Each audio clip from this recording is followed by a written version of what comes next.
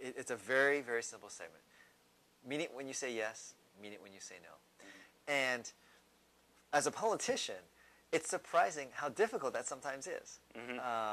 That I think there's a tendency you always want to please everybody and not say what you mean and not mean what you say.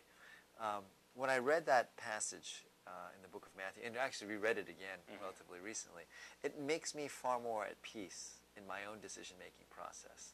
And that is, just tell everybody straight, flat out what you think. Don't try to dance around the subject.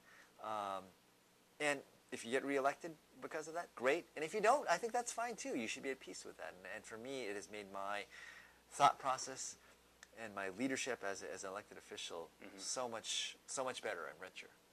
Well, let me take that and apply that now to some of the questions that we're going to ask. Yes. Because you will be pulled in a number of different directions should you be elected, as you are now, and you've been experiencing. You're always pulled in a number of different directions. And so when you're away from Hawaii and you're in the District of Columbia representing the state, let's talk about some of the issues that are current today. Sure. And fill us in on your feelings and how you vote for these things. Let's take healthcare, for instance. Yes. Hot topic Yes. right now. And can you just give us a little bit of background on what you perceive to be some of the good things or some of the less desirable things about the Obama healthcare plan? Sure. To begin with, I do think the president has gotten the diagnosis correct. I do think our nation needs some form of healthcare reform. The difficulty is I think Congress has gotten the prescription wrong, and the prescription is worse than the disease. What the president and Congress are pushing right now is a gigantic expansion of the federal bureaucracy. They want to spend approximately $1 trillion of taxpayer money and almost de facto have the federal government take over almost 1/5 of our economy, which is the healthcare sector.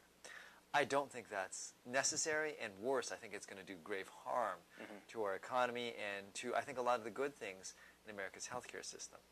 What I think we do need to do is we need to find some means of controlling the cost of healthcare. Healthcare, unfortunately, in the United States is expensive, and it's getting more expensive. And we should find reasonable things that can perhaps control costs a little bit better. Instead of looking at a $1 trillion government program, there are three things that I advocate. Number one, I think we need medical malpractice tort reform. That's capping malpractice damages for pain and suffering at $250,000. Okay, now this is not direct damages. So whatever damages a doctor does to you, if he practices malpractice, you should still get it.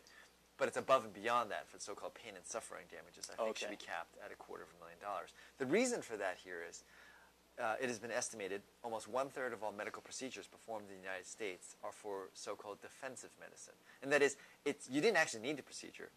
The doctor is only ordering that procedure for you because the doctor wants to cover him or herself from lawsuits.